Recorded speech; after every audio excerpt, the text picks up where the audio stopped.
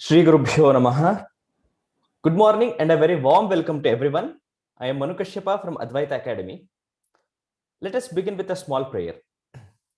Sarvatma sarvadrugyoso sarvadhya sanirasakrit satatam sannidhattam me hridaye paramashivah.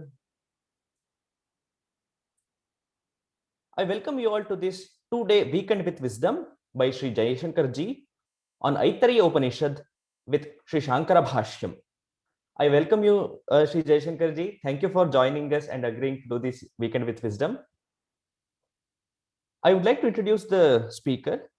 Sri Jaishankar Narayanan ji is a sishya of Pujya Swami Dayananda Saraswati ji and has undergone a 3 years residential Vedanta course with Pujya Swamiji at Arsha Vidya Gurukulam, Anaikatti, Coimbatore, India. He studied there from 1995 to 1998. An alumnus of IIT-BHU Varanasi, Jaishankar ji graduated as an engineer and was working in India and later in US as a software engineer. He met his Guru Pujya Swami Dayananda Saraswati ji first at Arsha Vidya Gurukulam, Saylorsburg, USA. And later he decided to study Vedanta with Pujya Swamiji.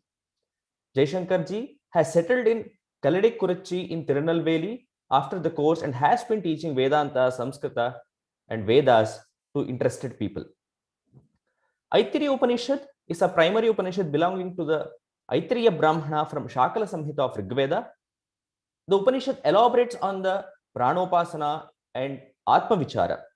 Adi Shankara has written a detailed commentary on this Upanishad and has given us the knowledge of the self. Adi Shankara, through his commentary on this Upanishad, has re-established the non-dual self, which is the Atman of everything. Viewers, this is a 4-part weekend with wisdom, which includes 2 sessions today and 2 sessions tomorrow. And for the morning and evening session, you have to register separately. Please do register if you have not registered for the evening sessions. And if you have any question, please post them in Q&A box. And we will be taking up towards the end of the session. Jaishankar ji, please start your session.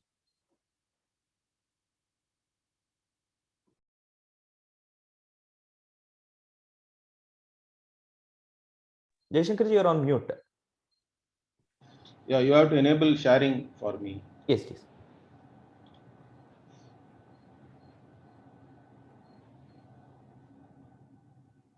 I think you can share now, Jaishankar ji.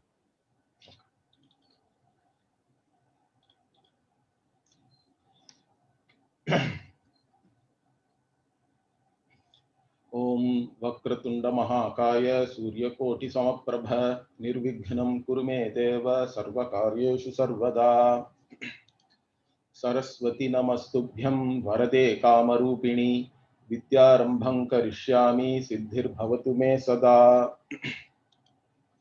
Gurur Brahma Gurur Vishnu Gurur Devo Maheshwaraha Guru Sakshat Param Brahma Tasmai Shri Gurave Namaha ओम वांग मे मनसि प्रतिष्ठिता मनो मे वाचि प्रतिष्ठितम् आविराविर्मयेधि वेदस्य माणी स्थः श्रुतं मे मा प्रहासीः अनेनाधीतेन अहोरात्रान् संदधामि ऋतं वदिष्यामि सत्यं वदिष्यामि तन्मामवतु तद्वक्तारमवतु अवतु माम् अवतु वक्तारम् Om Shanti Shanti Shanti.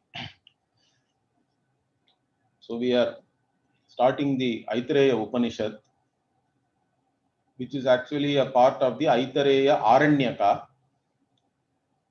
The Aitareya Aranyaka itself is part of the Aitareya Brahmana of the Rig Veda.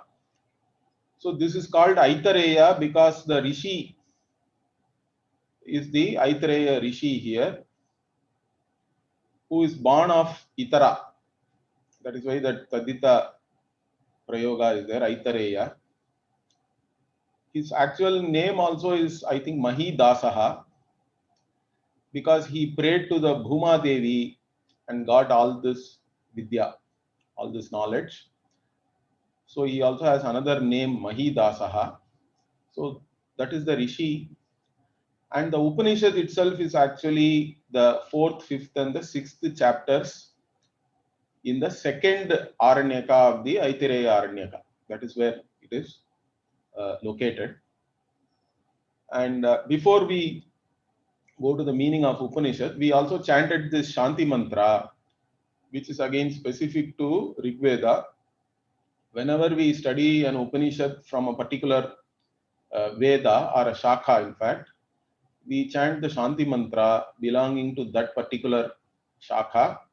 For Rig Veda, we normally chant this particular Shanti mantra, which is very meaningful for all students and mumukshus, those who desire for freedom. So let us quickly understand the meaning of this Shanti mantra or prayer with which we have started the session. Here, Vang me manasik pratisthita, like that it starts. Vak is the organ of speech. So literally it means let my organ of speech be based on my mind or established in my mind. Means what? Whatever I speak should be whatever I really mean or whatever I have thought through. I'm not just saying something without really meaning it.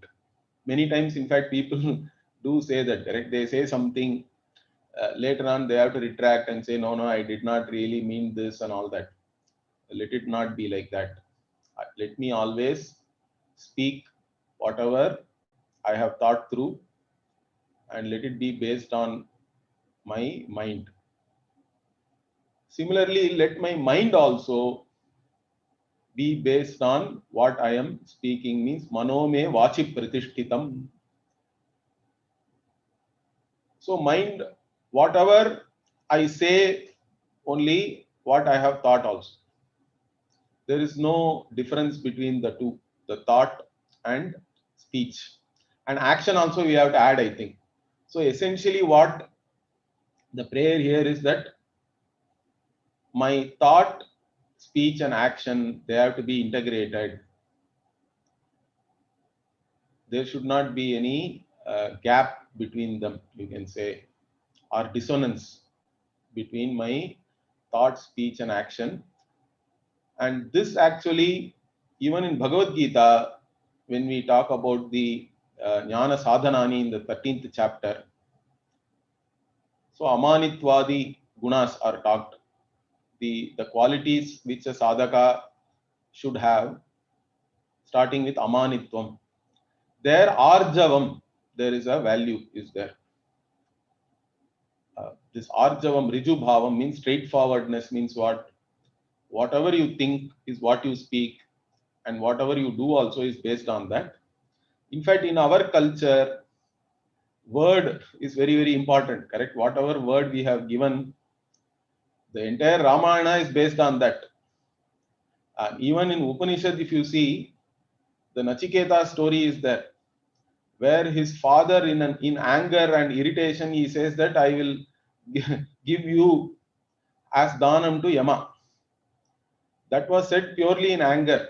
He really did not mean it, but still Nachiketa himself said that no, I will go to Yamadharma because you have said it. Once you have said it, means it has to be done. There were no contracts or anything like that. Understand that. The word is very important for us. So that's why this prayer. That means you have to always say what you really mean and also do accordingly. So that is the prayer. May I have Arjavam. You can say that. Then why do you require all these values as a mumukshu? Why do I have to lead a certain lifestyle? Means I want to understand this self-evident Brahman. That is the next part here. Avir maedhi. Avihi. So Avihi, this word also comes in the Mundaka Upanishad. Avis Sannihitam Guhacharam, like that in the 2nd chapter, I think.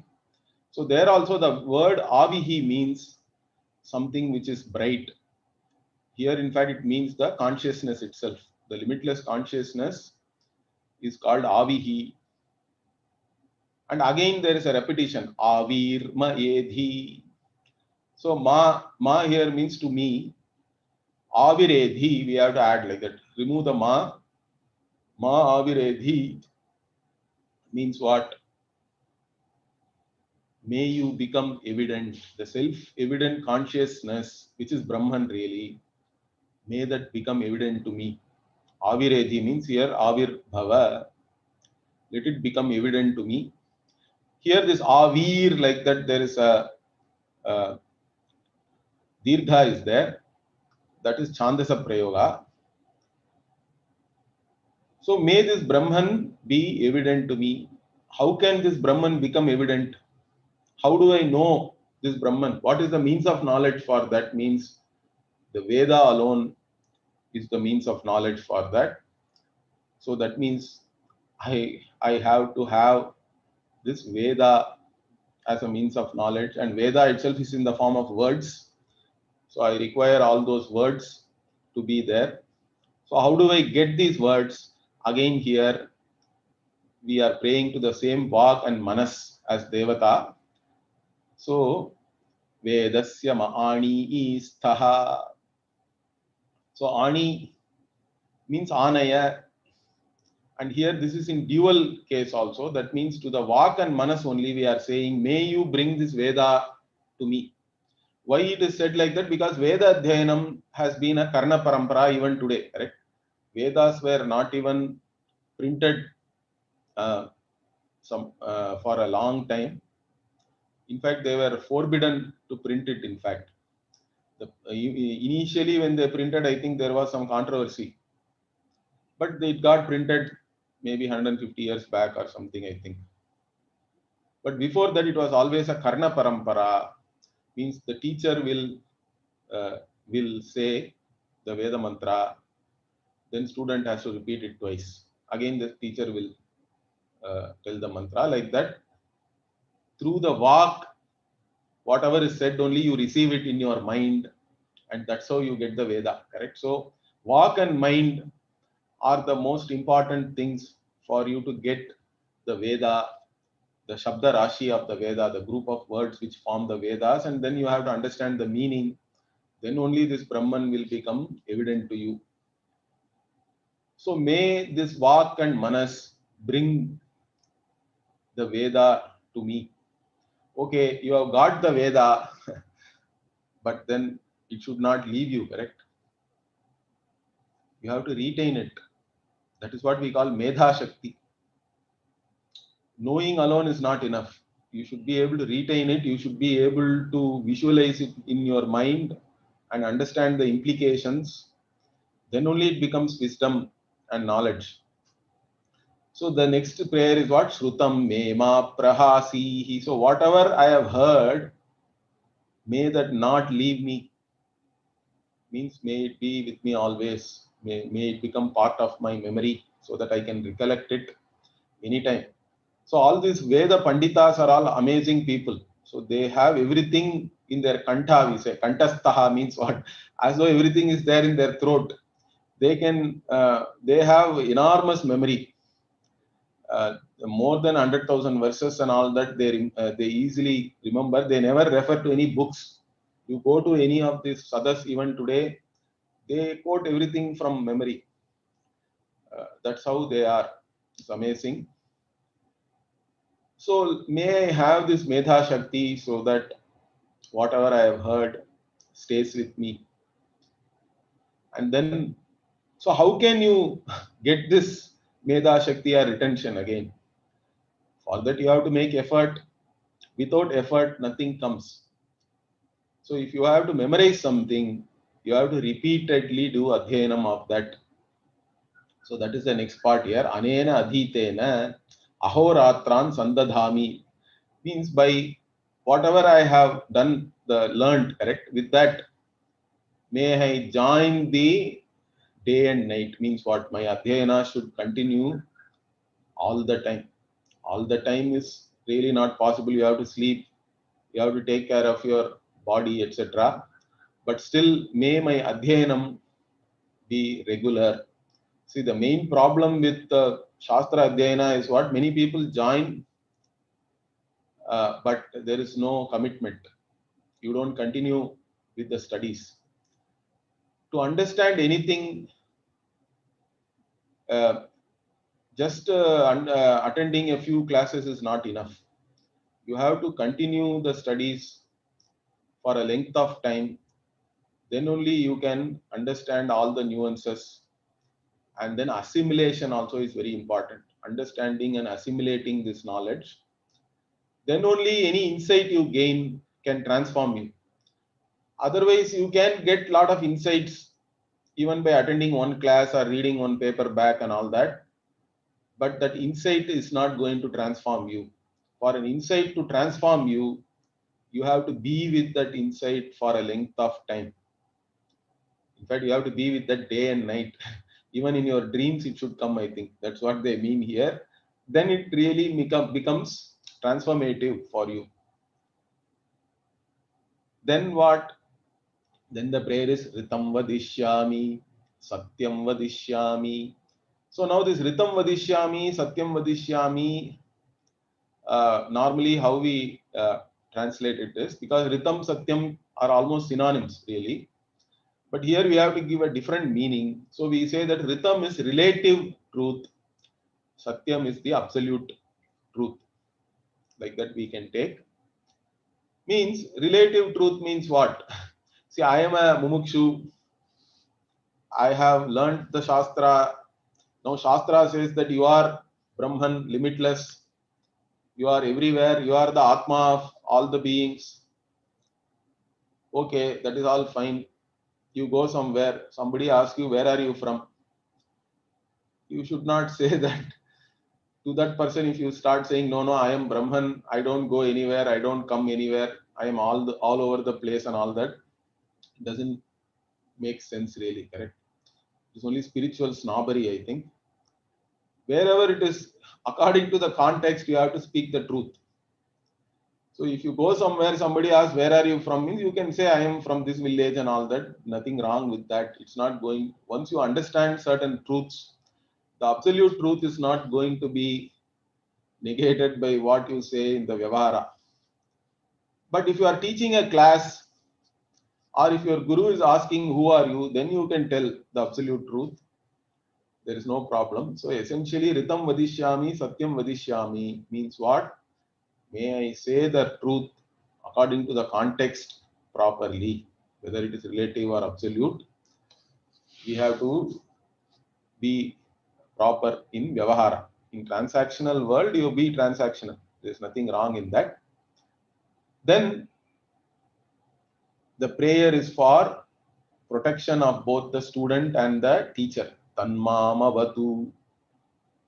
So let that Bhagavan protect me. Mam avatu.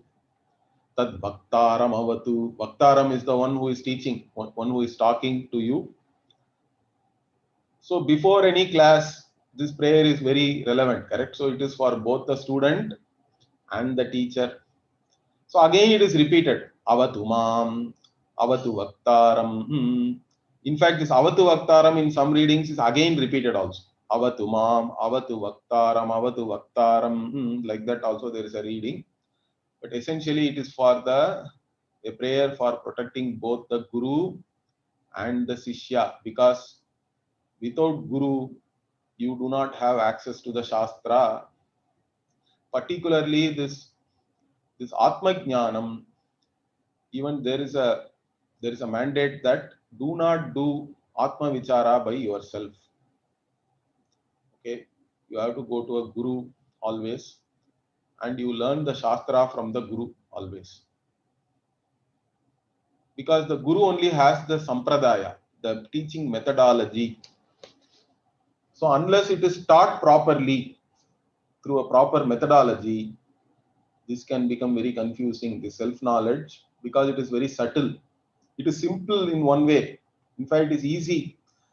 There is even a shloka that in Shlokardhena, in half a shloka, I can tell whatever has been said in Grantha Koti Bihi and all. What is that? What is the teaching essentially? It is very simple, correct? Brahma Satyam, Jagan Mithya, Jivo Brahmaiva Naparaha. That's all is the teaching. The teaching is actually simple, but still it is subtle. To understand that requires a certain reorientation. So you have to go to a guru and learn from a guru who himself has a guru. Don't go to a guru who does not have a guru. That means he doesn't have any parampara and he will not know how to teach also. There are many people who have certain insights you can do namaskara to them, you can take inspiration from them, but it is very difficult to learn from them. For example, we had Ramanujam, a great mathematician, but he was not formally trained in mathematics. So I don't know whether any students were really there for him, correct?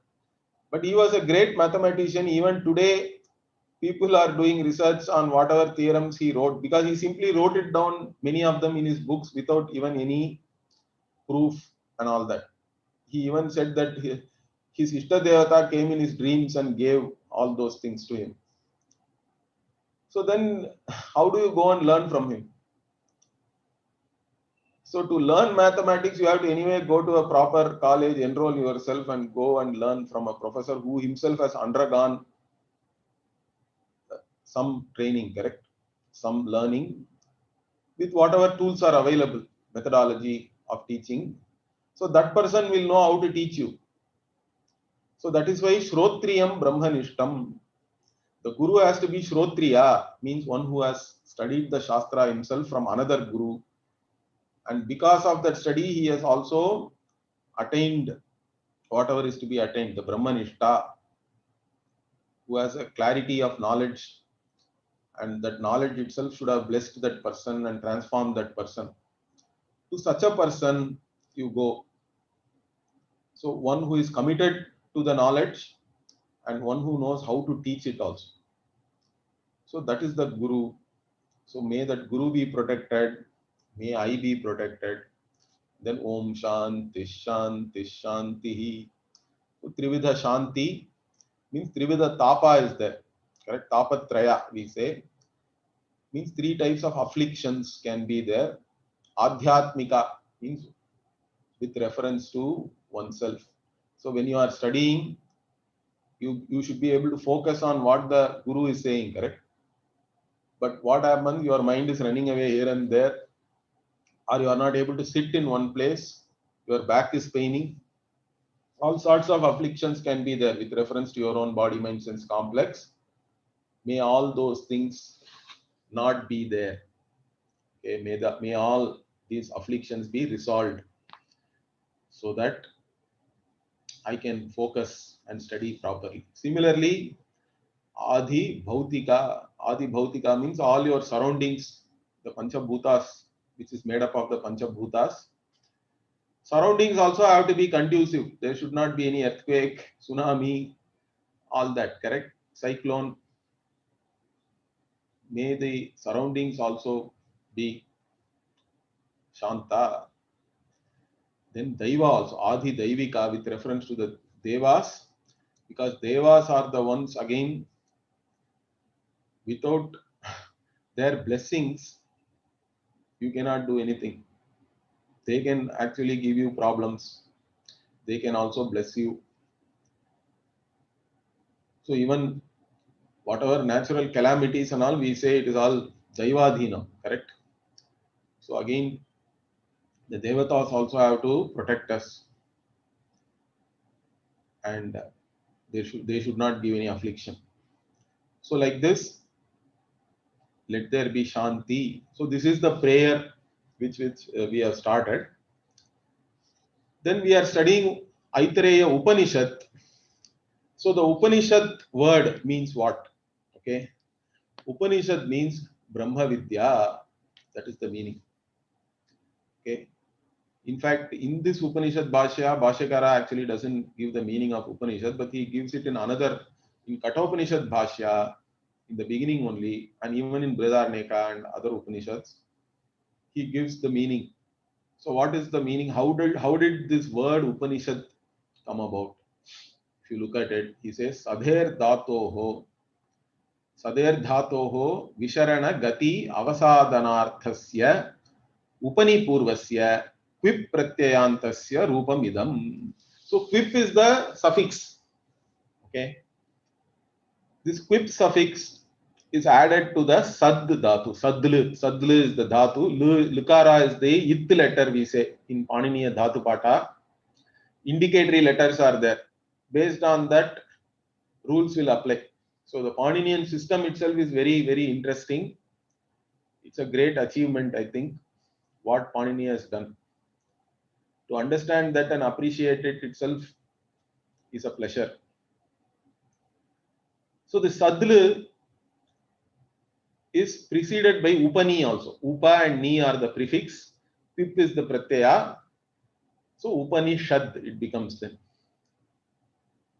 So this Sadl Dhatu can have three meanings.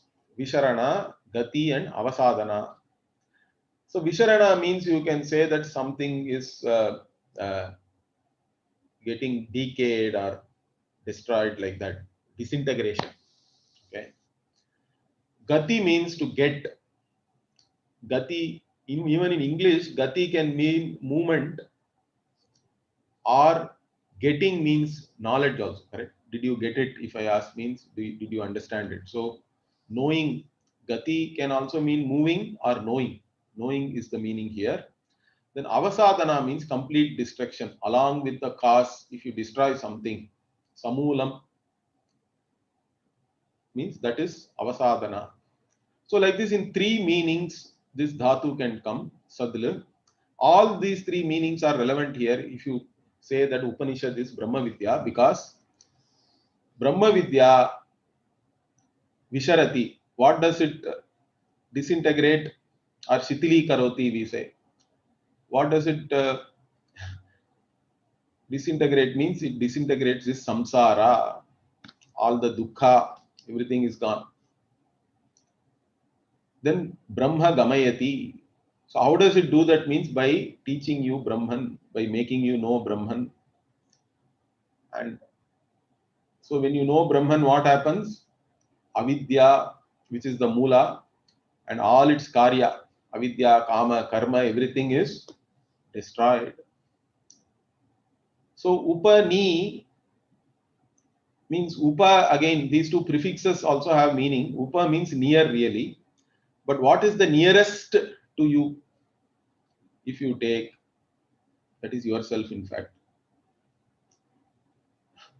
So actually this is a Mahavakya. Upanishad itself can mean a Mahavakya because it is Brahma Vidya. But Brahma Vidya is not knowing Brahman as some other object away from you. Brahman is yourself, not separate from yourself. So that's why this is the knowledge of the nearest to you. And Ni means Nischayena. That means you have ascertained it with clarity. There are no doubts. There are no hindrances for that knowledge. So such a knowledge is called Upanishad. Then you can ask, why do we call the book as Upanishad? Book is a Gauna Prayoga only, figuratively, because the book itself gives that knowledge. Book also is called Upanishad. So that is the meaning of the word Upanishad. Now, actually Adi Shankara has written a big introductory Bhashya. Normally the introductory Bhashya to any Upanishad is called Sambandha Bhashya, because their Bhashyakara, commentator, Bhashyakara means the one who has written the commentary, the Bhashya. In this case, Shankara. So whenever I use the word Bhashyakara, understand it as Adi Shankara. So Bhashyakara introduces and then gives the link or connection between the previous portions which have been covered and whatever is going to come now in the Upanishad. That is why it is called the Sambandha Bhashya. In fact, I'm not going to cover the entire Sambandha Bhashya because it is too big. We don't have that much time, I think. But I still want to give you a flavor of the arguments.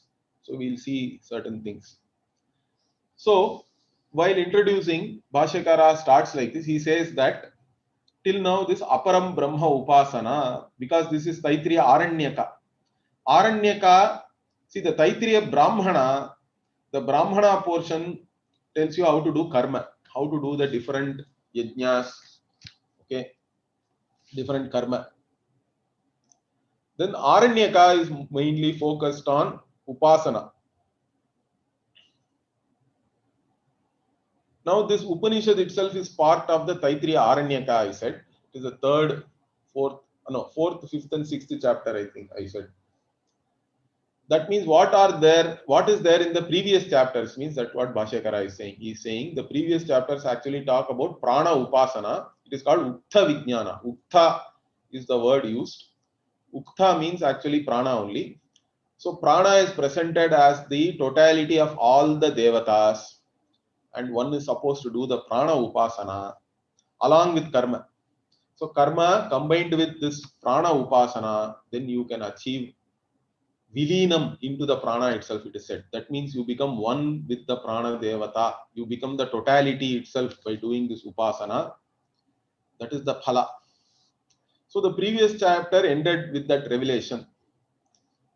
Now what Bhashyakara says is, he says, so that resolving into that Prana and becoming that Prana Devata means one has become everything within this transactional world. But that itself is considered as the highest attainment, highest Purushartha, highest thing which can be decided by somebody and attained. And that itself is moksha, like that. Some people say, those who are karmatas, those who are committed to only karma, they have an opinion like this. Okay. So they say that you have to always do karma, and along with that you do this upasana also, and then you become one with the devata. Okay. And that is your highest attainment. That means till you become one with that devata, you have to keep on doing this jnana karma samuchaya, it is called. This combination of both karma means nitya karma, naimitika karma is there, that you can never stop. So every day, yavat jivam agnihotram juhuyat and all, there are statements are there. Till the time you live, you have to do agnihotra, you have to do darshapurna masa, like that. So, and sandhya vandanam, etc. Every day karma is there. One has to do that. And along with that, you do upasana. And then you attain. That is the highest. So Bhashyakara, what does he say? He says that the Upanishad starts with a desire to negate this view. Okay, this is not proper. Okay, because self-knowledge alone, he uses the word kevala atma jnana. Self-knowledge alone is the means for moksha. Karma is not a direct means for moksha. Understand that. Neither upasana. Upasana also is manasa karma. Whether it is physical karma in the form of yajna, dana, tapas and all that, or manasa karma. There also tapas can be there, vak tapas, and even doing all this upasana and all can be considered as tapas. So all this is only karma. Wherever Purusha Tantra we say, once volition is involved, your will is involved, that is all karma. In knowledge, your will is not involved. Understand that. Knowledge is always Vastu Tantra we say.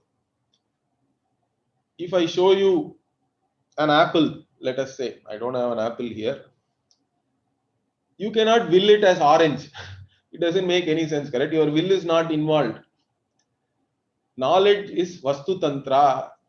You have to know something as it is. So if I say this is a mouse, you have to know it as a mouse. Mouse in the context of computer, okay, not the mouse which runs the mouse animal. You cannot know it as something else.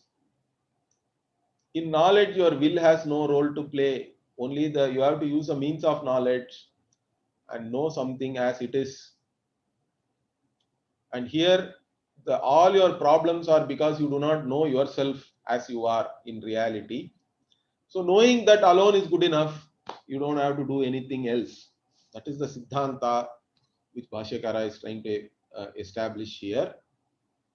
So we'll see now what kind of arguments are there.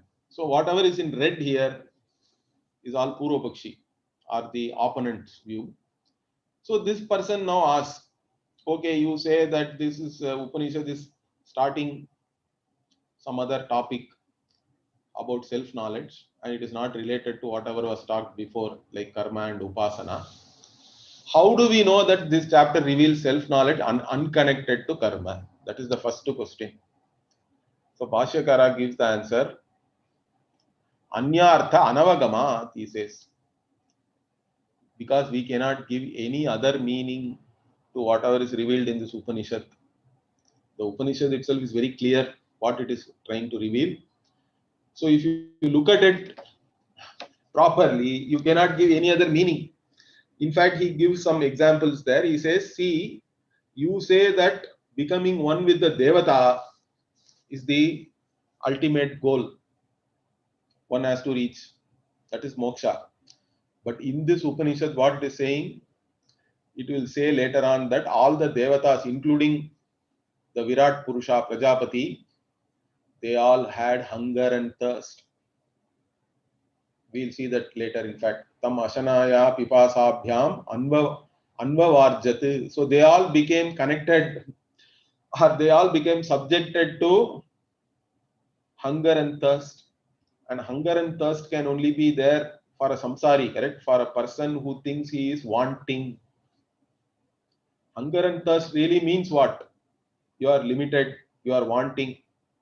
And by satisfying your hunger and thirst, again you think that you are fulfilled, you are purnaha, but for some time alone. Again it starts. So hunger and thirst means don't think only physical for food alone and water. Our whole life is really hunger and thirst only. Our eyes are hungry for seeing something beautiful. Our ears are hungry and thirsty to hear something nice. Whatever is nice for you may not be nice for another, but there are individual preferences in all these things. But still, it's all hunger only. And even emotionally, we require support. We require companionship. You feel lonely. That is also a hunger and thirst. So all your problems are all because you think you are wanting in some way or the other. And you think by attaining something, this want will go away. But it never happens like that. The wants are endless. Because your vision of yourself is always that you are a wanting, limited being. Unless that vision goes away, you are never going to become fully satisfied with yourself. That is why this samsara is unending. It's a vicious cycle. Never-ending process, never-ending life of becoming, we say, because you want to become something else. Because in your current vision, you are lacking something. So you want to become somebody where you think that you will not lack it. But even after becoming that somebody, you still lack some other things. So you again want to become. So it is a never-ending life of becoming. Samyak sarati iti samsaraha. That's what you say. You are traveling very well from one thing to another, to another, to another. Then this life is over. Another life. Punarjanma also you have to include. So even devatas are like that, samsaris. So what is it that you are saying that you want to become one with the devata? Okay, now the Purva Pakshi changes track. The Purva Pakshi is mainly a karma khandi. They say that always karma has to be done. In fact, even the Veda itself is only for revealing karma. Amna yasya kriyarthatvat anarthakyam atadarthanam, like that there is a statement is there. So anything which is not related to karma, which the Veda reveals, is really anartha, or it has to be connected to a karma somehow. That is their understanding. So the opponent now says, even if we agree that self-knowledge is the means for moksha, it does not follow that a non-performer of karma is qualified for that self-knowledge. So now he says, okay, I agree, we have to attain self-knowledge. But even for attaining this self-knowledge, only a karmi is qualified, because karma has been mandated by the Veda itself. Okay, that is their understanding. And he even says, even in this Aranyaka, this karma and upasana is talked about. There is a Brihati Sahasra like that in the previous chapters, even in the Brahmana and the Aranyaka. this Brihati Sahasra karma is being talked about. That has been revealed and it is under discussion, let us say. So the knowledge of self itself has begun now, this chapter, after discussing this Brihati Sahasra karma. That means the one who is doing that karma alone is qualified for this self-knowledge. That means you cannot leave karma. You have to keep doing karma. That is the point. And he gives, this Purva Pakshi gives a lot of reasons for that. Actually, some of them and all, I have made it a little bit brief. So he says, it is said in the previous Brahmana that the self of Surya is the self of all. So this is there in the Rig Samhita itself. Surya Atma Jagatas Tastu Shascha. Like that, there is actually a mantra which is very popular also. We use it even as a prayer. The Surya Atma is the self of all. Whoever is the self in the Surya Devata, is the self of all. Like this self has been already revealed. And even in this Upanishad, Aitareya Upanishad, Yesha Brahma, Yesha Indraha, like that it comes. This self alone is Brahma and Brahman, and this self alone is Indra. And in that same Upanishad Vakya, Aitareya 3.1.3, Yacha Sthavaram Sarvam Tat Prajnanetram, like that it is revealed. The self alone is the self in even all these plants and all that. Correct? Sthavaram means that which does not move anywhere, which is established in one place. Jangama, we say. All the animals are called Jangama because they move around. Plants stay in one place. They stay put. So for all of them, who is the conscious principle in all the living beings, who is aware of everything, is that this same self alone.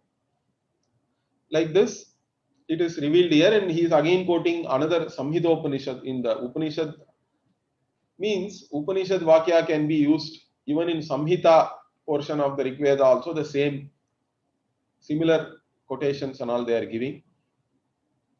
So what they are saying is this self-knowledge has been revealed in the Samhita, in the Brahmana, in the Aranyaka, in this Upanishad also. That means it has been revealed in different portions of the Veda. And even in the portion which is talking about karma, this has been revealed. Therefore, you cannot say that this self-knowledge is disconnected from karma. Karma you have to keep doing. Self-knowledge also you pursue. That is the argument here. You can never stop doing karma. That is mandated. That is what Bhashyakara is trying to negate. So this Purva opponent further says, further the self has already been ascertained by the previous Brahmana. So many times this Purva Mimamsakas, they say that Upanishad itself should not start. Why are you even analyzing it? It is all simply some arthavada, some figurative speech, some story. You simply associate it with an existing karma. So he says that all this is already known. What is there to be newly ascertained by these Upanishad chapters? So it is all useless, whatever you are saying. It's all repetition. We already know it. Already it is said in the Samhita, already in the Brahmanas also it has been talked about. So once this opinion or this view is presented, another person comes. This person also is not the Siddhanti, but he is another view. He says, no, there is no repetition in this Upanishad. Upanishad is talking something extra, something special. What is that? The Upanishad is revealing this Atma as the one which has special qualities, like being the cause of the creation, sustenance, and the resolution of this entire world. So the Atma is revealed as the creator and sustainer, and one into which the entire world resolves back. Jagat, Srishti, okay, Sthiti, Samhara, Karana is the Atma.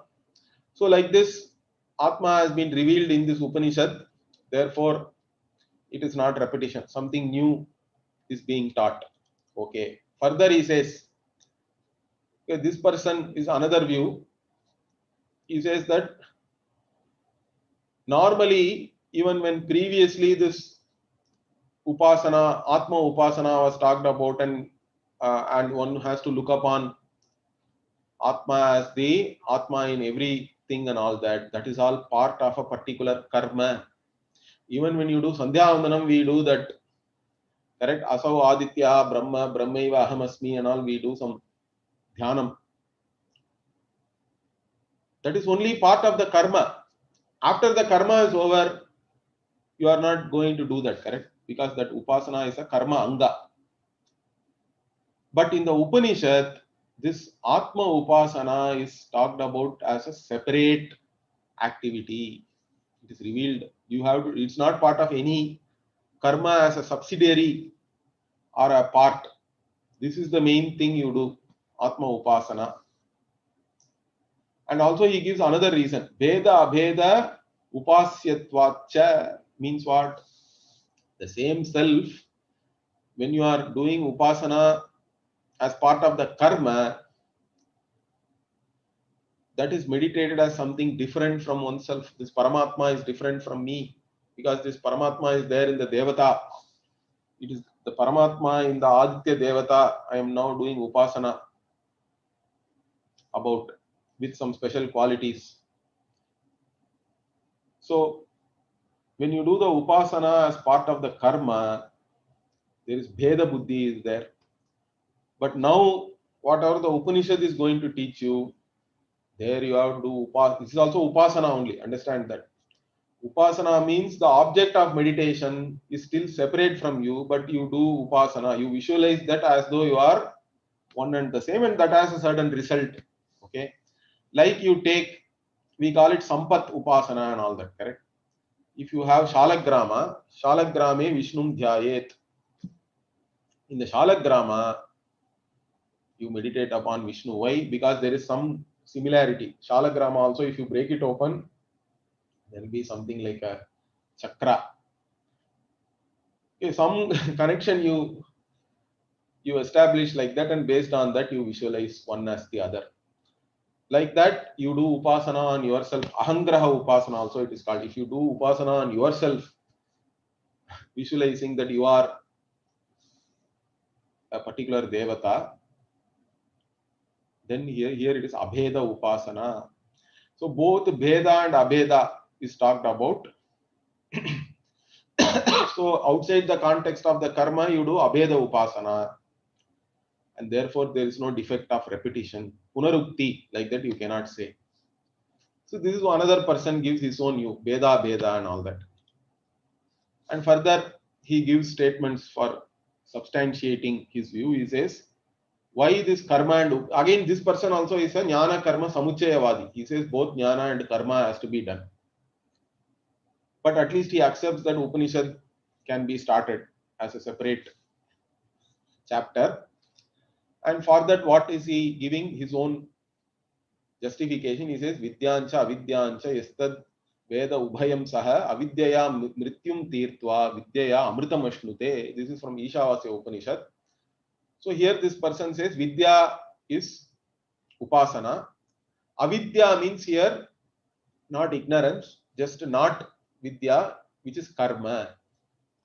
So karma and Upasana together one has to do. Vidyancha Avidyancha Yastad Veda Ubhayam Saha. So knowing both Upasana and karma.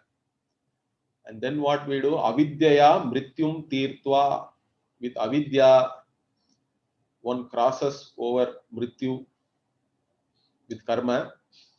And with Upasana, one attains the immortality, Amritam Ashnute. Like this Ishavasya itself is saying, both karma and Upasana has to be done together to attain immortality. And same Ishavasyam says, Kurvan neve hakarma ani jiji vishet chatagum sama aha, like that. So you have to do karma. You have to desire to live for 100 years.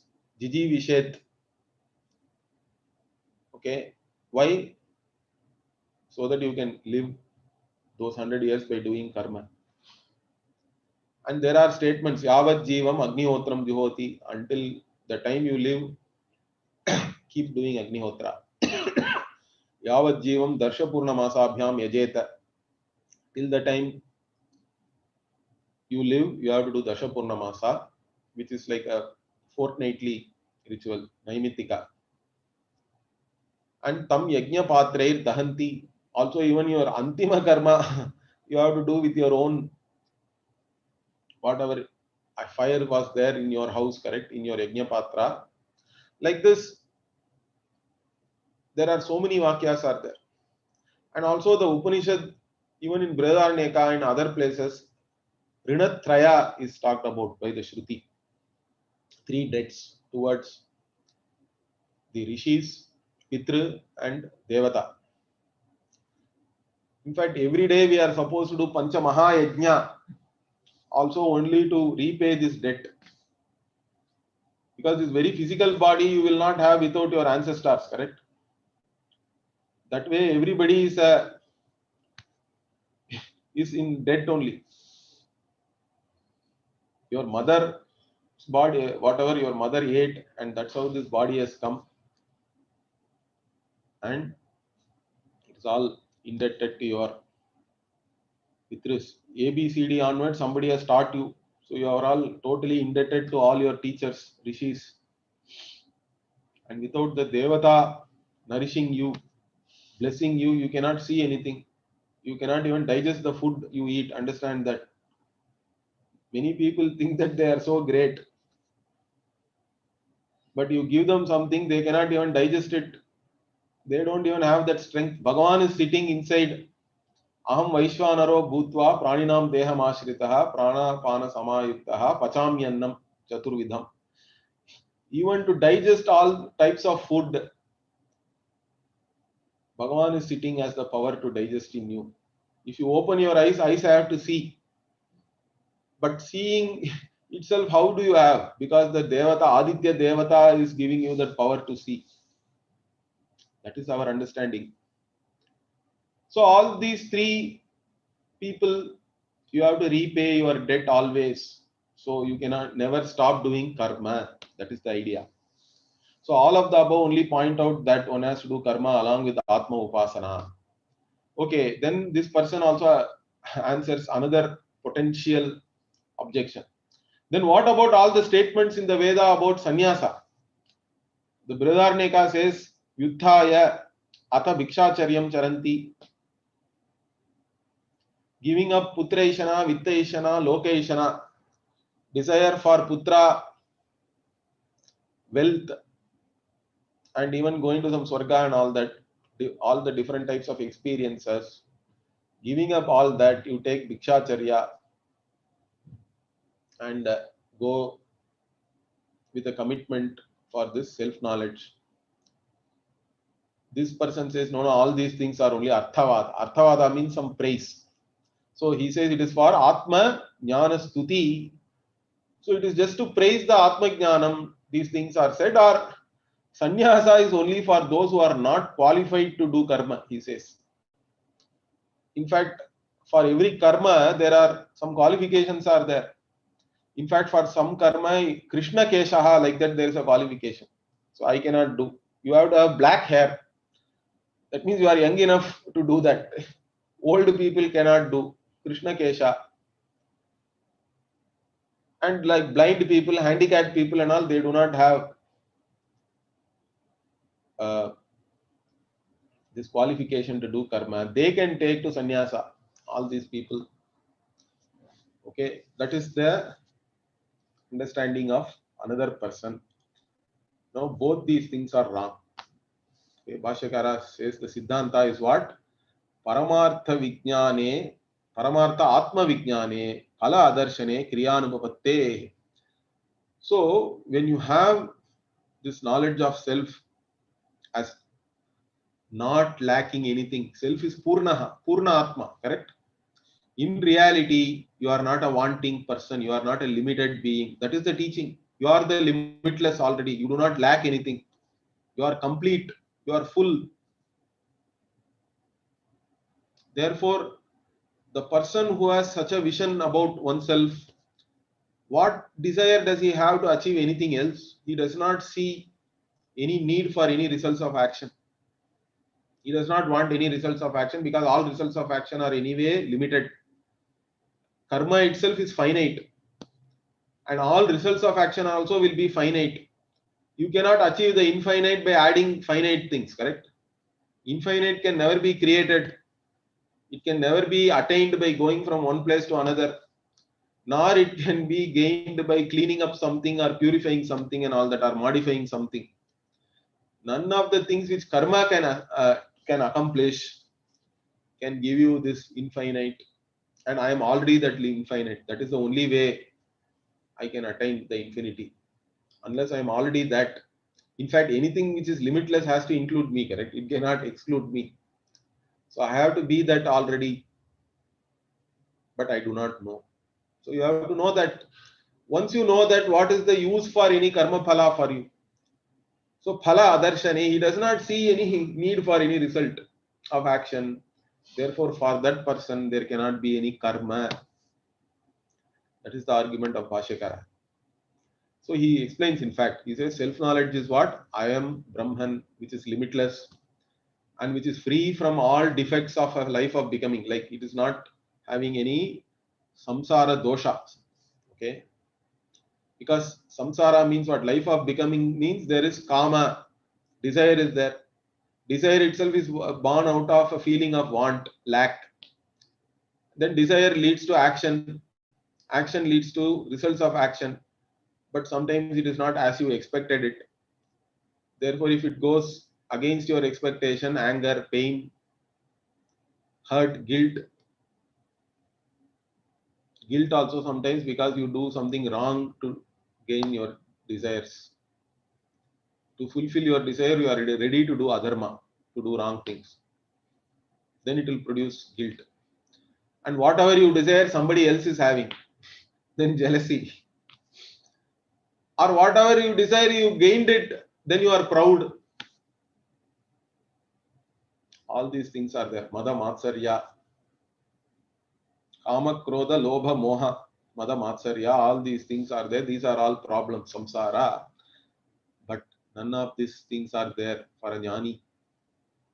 Because jnani is krita krityaha, we say. One who has already accomplished everything that is to be accomplished. One who has fulfilled all desires. So, Shnude Sarvan Kamaan Saha, like that Aitareya Upanishad says. The Brahmajnani, Yugapad Saha there means immediately on knowledge of oneself. It is like you have attained everything that you have to attain. All your desires are fulfilled because you do not look upon yourself anymore as a wanting person. That is the idea here. So there cannot be anything to be done or any desire for any results of action for a jnani. It doesn't make any sense. Therefore, what? So there is no need of any results of action already done. Even something, whatever you already did also, you are not expecting any result from it. Or you are not expecting to become happy by gaining some results of action, which you have already done. Because some results of action do not come immediately, correct? Even going to Swarga and all, we say that you do karma now. Then it is there in the form of apurva. Even the Purva Mimamsaka says the papa or punya in this case is accumulated, but it does not immediately fructify because only after you die you can go to Swarga.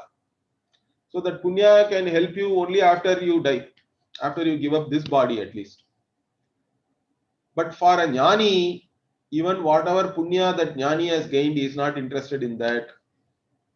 Nor he is planning to do some new karma to gain some more punya and all that. Is that clear? So jnani is neither interested in any results of action which is already done, the action is already done, or he is not interested in doing any new action to gain any new punya results and all that. Okay, but the Purva Pakshi is not ready to give up. So he says, no, okay, even if one is not interested in results, one has to act. Why? Because the Veda has mandated you to do that. Shastra is mandating you. Shastra has the power. They even say that it has a Shakti to actually impel you to do. Like this and all, Purva Mimamsakas argue. Bhashyakara says, Shastram is only Nyapakam. He says, Shastra only reveals. You only have to use your own will and do. Whether you want to do it or not, it depends on whether you really think that whatever Shastra is mandating is going to give you what you desire. See, everybody naturally has this tendency to gain Ishta. Whatever is Ishta, whatever is desirable, you want to gain that. Anishta Parihara you want to do. So, Ishta Prapti, Anishta Parihara. This is the basis for all pravritti, all activities, and that is innate in you. That is not come due to Shastra or anything. Okay, this argument also is there actually. Bhashyakara says that. So, Shastra reveals based on your Ishta, Anishta and all that, you only have to then do whatever the Shastra is revealing. So, Bhashyakara here says, even for normal person it is like that. Then what about Jnani? Jnani does not see himself as subjected to any mandates or injunctions or rules or anything. Jnani's vision about himself or herself is totally different. So what you are saying, whether the Shastra is mandating and all those mandates do not apply to the Jnani. So only those who are interested to avoid undesirable things and gain desirable things and are seeking for a means for that. Those means only Shastra is revealing. Sadhya and sadhana. So if that sadhana aligns with whatever you want, then you will do that. And you can say that, okay, now Shastra is mandating me and I am also desiring to achieve that, so I will do that. Otherwise, one cannot be really even thinking of all these things. Okay. So one who knows oneself as Brahman cannot be subjected to any mandates. Another reason also Bhashyakara gives is what? Because I look upon myself as Brahman. And Brahman is the source of all Shastra itself. Shastra Yonitvat, like that there is a Brahma Sutra is there. Yasya Nishvasitam Brahma, like that. Vakyas are all there. So, these Shastras themselves are created by this Brahman, this Ishvara. And Ishvara being the source of everything, and I am now identifying myself with Ishvara. Then how can you say that I myself, I am bound by all these mandates of which I am the source? It doesn't make any sense, correct? That is another argument which Bhashyakara is making. Now the Purva Pakshi says, no, the Veda is eternal, it is Nitya. Okay, they have one argument. The Purva Mimamsaka say that Veda is not created. Ishvara did not create the Veda. Shabda itself is, for them, it is Nitya. And so, it is independent and it can mandate everyone. Like that they are giving an argument. Okay. So, Bhashyakara says, no. If you say that, then every mandate which is given by the Veda has to be done by everyone all the time. In fact, that is not even practically possible. It is not desirable. And in fact, we have also pointed out that Veda is created. There are Vedic statements for that. Brahma Sutra also is there. So Veda is Nitya, means we are accorded the status of Pravaha Nityatvam, not absolutely eternal. Pravaha Nityatvam means it is like saying the river is flowing, but still we call it a river, correct? The river is always there, I say. The river is there, but the same water is not there, correct? The water is flowing, but as river it is there. Like that, Veda is there because Ishvara in every cycle of creation, we say that again remembers the same Veda, and using that Veda again he manifests the Veda also, and along with that he manifests the entire creation. Like that we have this concept of a Pravaha Nityatvam, but still Ishvara is the source of all knowledge. Ishvara is all knowledge, and therefore the one who has all knowledge is greater than that knowledge. Okay. So your argument is not correct. Then he says, he now changes tack.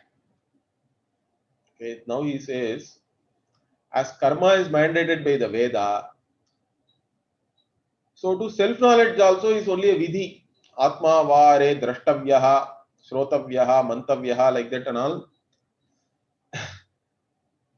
This verb forms are all used by the Veda. Ling, lot, tavya, wherever it is there, it is all a mandate for the Purva Mimamsaka. And so the mandate is for only a karmi. So you have to do both karma and you also have to pursue self-knowledge.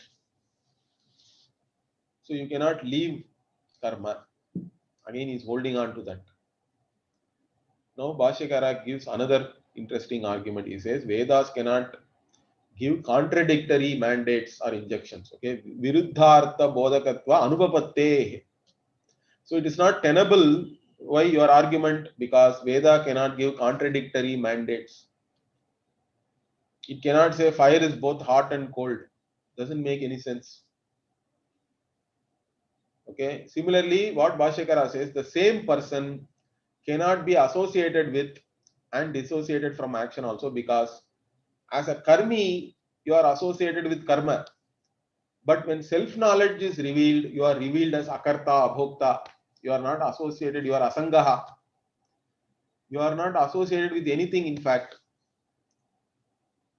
Then again, having revealed that, again it cannot ask you to do karma and get yourself associated with karma, correct? It doesn't make any sense. It is contradictory. So Bhashyakara says what? This desire to avoid undesirable things and attain desirable things is innate in everybody. And that is not mandated by the Shastra. And based on that desire only, any injunction also will apply to you. And even whatever the Veda is revealing, it should be anadhigatam abaditam, correct? It should not be known to you already. If you already know it through some other means, then Veda is not required to reveal that to you. So yadhi swataha apraptam, whatever is not available to you or evident to you otherwise, that alone the Shastra has to reveal to you. Tat shastrena bodhitavyam or bodhayitavyam. So the Shastra has already revealed the self as free from what has been done or what is to be done and all that. When we talk about self-knowledge, the self is revealed as akarta, I already told you, or kritakrityaha, it is purnaha, it is already complete. Having revealed like that, now this person has no more desire to achieve anything or anything in terms of karma phala. So whatever the Veda may say is not relevant to him, correct? Already we said that the relevancy of a Vedic mandate depends on your innate pursuit of gaining what you desire and avoiding what you do not desire. So in this case, this person does not even have that pravritti, correct?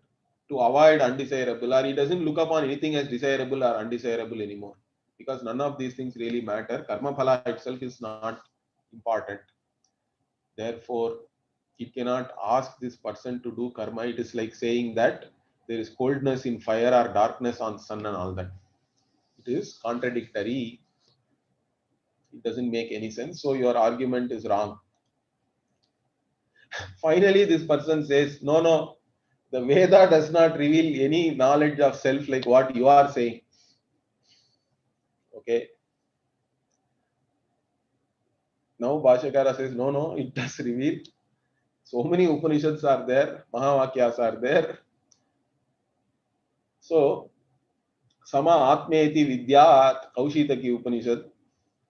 So that Brahman may I know it as my own Atma. Prajnanam Brahma in Aitareya Upanishad itself is there. This Brahman is nothing but consciousness. It is only consciousness, in fact. And there is no other conscious being I can know, correct? I am the only conscious being who is self-evident and self-existent. Therefore, that Brahman is not separate from me. And Brihadaranyaka also, Tad Atmanameva Avet Aham Brahmasmiti, Aham Brahmasmi, Tattvamasi, Chandogya. So So many Upanishad Vakyas are revealing this. You cannot say that this self-knowledge is not revealed at all by the Veda. So once the knowledge of Brahman as Atma has occurred, it cannot be negated. Because these people will say, no, no, that is all only some praise. It is all Arthavada, or it is all erroneous cognition. That's not true. You cannot deny it, or you cannot say it is erroneous cognition. In fact, this knowledge is born by negating all names, forms, action, functions, everything. So, Nirakrita Sarva Nama Rupa Karma Paramartha Atma Vastu Vishayam Atma Jnanam Amritatva Sadhanam. Like that, Bhashyakara, finally he gives this summary. I have put it here.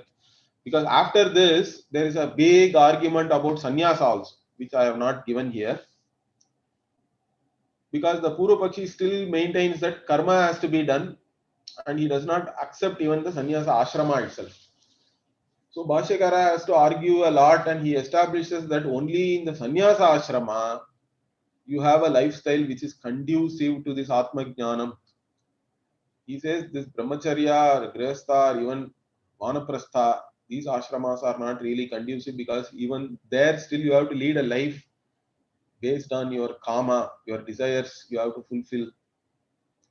You look upon yourself only as a karta.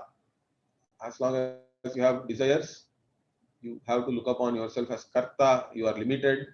You have to identify with this body, mind, sense complex. So all that is not conducive for this Atma Jnanam. So those who desire for Atma Jnanam and those who have already had this Jnanam also, all of them will only tend towards a sannyasa lifestyle. That is like a rule he is talking. Bhashyakara talks that he to establish the sannyasa ashrama. There is a huge discussion further. I have basically, I'm not covering that completely.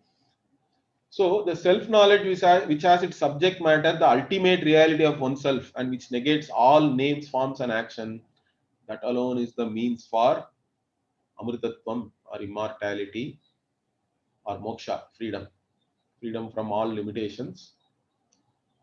So that is the Siddhanta. So finally, what is the summary in the Sambandha? How do we connect the Upanishad with karma, upasana, all those things which have been revealed in the Brahmana portion, Aranyaka portion means? Bhashyakara gives some final argument. He says all actions mandated by Shastra is only for the ignorant or those who look upon themselves as a karta. If you think you are a karta bhokta, you are a doer and an enjoyer, that you have desires which you want to fulfill, then only all these mandates are relevant to you. But self-knowledge, by its very nature, is what? It negates that very doership and enjoyership itself, because you are no more the limited individual. You are the limitless conscious being in whose presence all these things are happening. You are not connected to any karma. You are not lacking anything. You are purnaha, sampurnaha. You are complete, full. You are the limitless that cannot be bettered. You are the source of all happiness. So why do you have to do anything then? So for such a person, renunciation only is the natural state. Like this Bhashyakara is arguing here very strongly for sannyasa ashrama. So that is the natural state of the jnani, and all other ashramas are not actually conducive for that person. So for the one who is not a karta, there cannot be any mandates or injunctions from the Shastra, and those who are desirous of self-knowledge are those who have gained self-knowledge. So that's what we say, vividisha sannyasa, like that it is there. With a desire to know, you take to sannyasa. That is called vividisha sannyasa. Vidvat sannyasa also is there. You have gained the knowledge, even being in grihastha ashrama or brahmachari, or being in brahmacharya itself, or even being a vanaprasthi, then you take up sannyasa, because that is the lifestyle which is most conducive. Like even Yajnavalkya in Brihadaranyaka Upanishad, he goes and says, I want to take sannyasa. to his wife Maitreyi, and then there is a teaching also. Then Maitreyi says, you are giving, and then he divided all his wealth between his wives. One wife was asking, what do I do with all this wealth? Will I get immortality? Then he teaches her. So Yajnavalkya took Vidvat Sannyasa like that. It is there. Okay. So anyway, whichever way you take sannyasa, that is the most conducive for self-knowledge, because all other ashramas, they only perpetuate desires, and then from desire everything else start. Kama means karma will come, karma phala. Then from there you can have anger, hurt, guilt, everything else will come. So how does he now finally introduce the first vakya in the Upanishad? He says, Ataha kevala nishkriya brahma atma ekatva vidya pradarsanartam uttaraha grantaha arabhyate. So the whatever next portion of the text in the Aranyaka, the third whatever fourth, fifth, and sixth chapter, they are starting for what purpose? Therefore, they are starting for revealing this Brahman as Nishkriya, means it's not connected to any karma. Okay. And which is the Atma. Brahman is Atma only. So the oneness or identity of Brahman and Atman, where this Brahman is not connected to any karma, that alone, to give that knowledge alone, to reveal that knowledge, this Upanishad is starting like this. This is the Sambandha Bhashya. So this Upanishad itself, I told you 3 adhyayas are there, but the first adhyaya actually has 3 khandas or 3 sections. 4th and 5th have only 1 khanda. So totally 5 sections are there in this Upanishad, but it's not a very big Upanishad. It is prose Upanishad. So let us quickly see the first vakya here. Atma va idam eka eva agre agra asit nanyat kinchana mishat sa ikshata lokannu srija iti. So like this Upanishad is starting with this very interesting vakya where it starts with the Srishti Prakriya. The meaning of this itself we will see later, but in general, why does the Upanishad start talking about this Srishti Prakriya? This creation. Srishti Prakriya means how did this creation come about? So why this is being talked about is because it is using something called Karana Karya Prakriya, the cause and effect methodology of teaching. Why should the Upanishad use this cause and effect methodology? Because to show that all the variegated effects we see as this world, all the objects, all the experiences which we are having, they are all from only one cause. Okay, the cause is only one. And that cause alone is Satyam. All the effects are nothing but names and forms only. Means they do not have an existence of their own. Names and forms also have function. Names, forms, functions, everything is only dependent existence they have. They do not have independent existence. The substance is only the karana. Like even pot is only name and form. It also has a function of holding water. But still clay alone is the reality. Clay alone is the substance. There is nothing called pot. If you touch the pot, you are touching the clay. If you weigh the pot, you are weighing the clay. Clay alone is always there. If you break the pot also, clay is there. Before the pot was created also, clay is there. Clay alone is Satyam because clay alone exists. Pot is only a name and form which is borrowing the existence, we have to say. That is all mithya. So the Karana Karya Prakriya, also we call it Adhyaropa Prakriya, means deliberately the Upanishad is talking about the Srishti, superimposes the Karanatvam on Brahman, and then it will negate the Srishti as Mithya. Means once the Karya or the effect becomes Mithya, then the Karanatvam also is Mithya. Understand that? So along with that, the entire world is accounted for as Mithya. And then once all this Mithya, Anatma, whatever is not self, which is Mithya, is discounted or accounted for, whatever is there is the limitless conscious being, which is yourself in fact, which is Brahman, which is not separate from yourself. That is the teaching. So apavada, we negate everything as Mithya, and then once you negate everything, the negator can never be negated. Understand that. The negator is always there. Negator cannot be negated. That negator is your own. The Swarupa of that negator is your reality. That is the limitless conscious being. And that you have to know. So that is the teaching which is there here.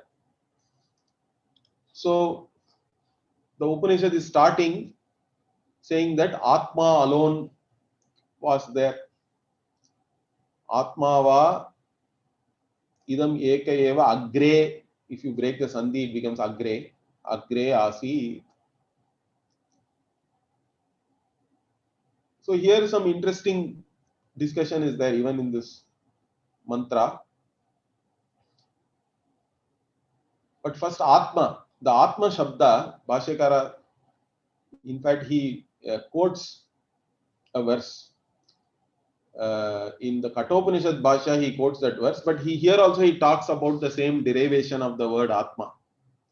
What is that verse? Yachapnoti yadadatte yachati vishayaniha yachasya santato bhavaha tasmat atmeti kirtyate bhanyate. Like that, there are different readings are there. So this verse Bhashyakara quotes in the Kathopanishad Bhashya. And different people say it is either from Linga Purana or Mahabharata and all that. But that particular definition of Atma based on either the word apnoti is there, yacha apnoti. Either you can derive it from the dhatu for the verb ap, okay, apnoti, or adatte, or atti. Three different actions are there.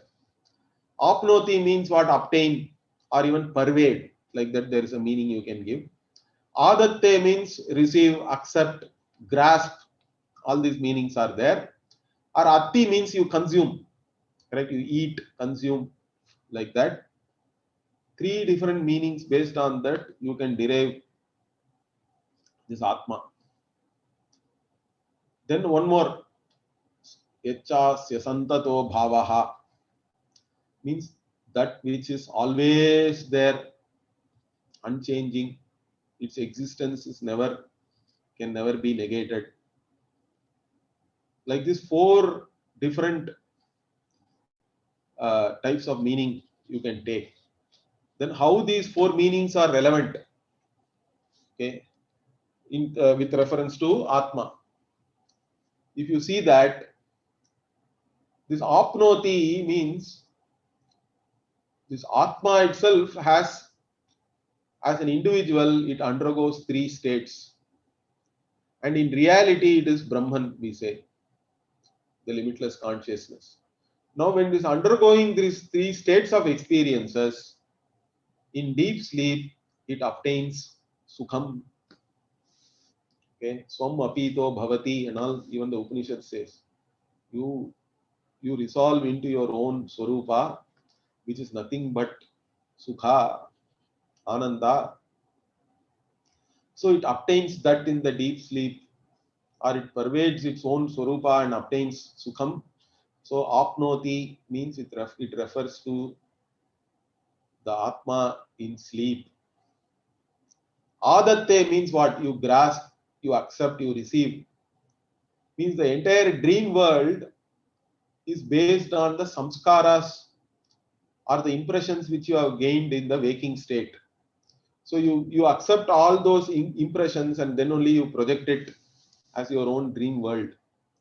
So Adatte refers to Atma in dream, and Atti means what? Consume. In waking state only you are consuming all the stimuli, correct? All the Vishaya. The Indriya Vishayas are all consumed by the Indriyas and through your mind, and all the samskaras you are gaining in the waking state. Waking state is the one where Indriya Vishayas are consumed by you, Atti. So these three refer to the three states of experiences of Atma. But in reality, Atma is always there as the invariable consciousness in every cognition. Its existence can never be denied. It is always there. That is said by in the next Vakya, correct? Echasya santato bhavaha. So its bhava, its existence is always there. So this one definition itself is again like a Mahavakya, correct? It explains everything about Atma and the Nija Swarupa of Atma, and that is why it is called Atma like this. That particular verse is there. That verse also is relevant here because this Upanishad is starting with Atma, and in fact, further we'll see. I think we are almost coming to the end of the time. I don't know whether any questions are there. I don't see any questions. Acharya, there are no questions as of now. Yeah, so we'll continue in the evening with the actual Upanishad, and we'll close it here. Om Purnamadav Purnamidam Purna Purnamudachyate Purnasya Purnamadaya Purnamevavashishyate. Om Shanti Shanti Hari Om Gurubhyo Namaha Hari Om. Thank you, Jaishankar ji, for this wonderful session. Viewers, this will be a 4-part session. Now we have witnessed the first part. If you have not registered for the evening sessions, please do register. And all the sessions are interconnected, and this is a continued series. Please do register and attend the classes tomorrow in the evening. Yeah, there is a question: is the evening a repeat or continuation? It's not a repeat. They are all. We'll continue. We have to complete the Upanishad, correct? So in the next 3 classes, hopefully I have to complete the 33 Vakyas in the Upanishad. So we'll see that. Okay. Viewers, with this, we conclude the first session of this Weekend with Wisdom on Aitareya Upanishad with Shaankara Bhashya. With this, we will conclude. Shri Guru Pujya Namaha.